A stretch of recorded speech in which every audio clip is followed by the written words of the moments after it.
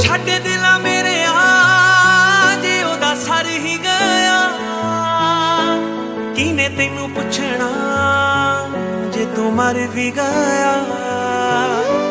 ਗੱਲ ਮੇਰੀ ਚੁਭੂਗੀ ਜ਼ਰਾ ਸੁਣ ਕੇ ਤਾਂ ਜਾ,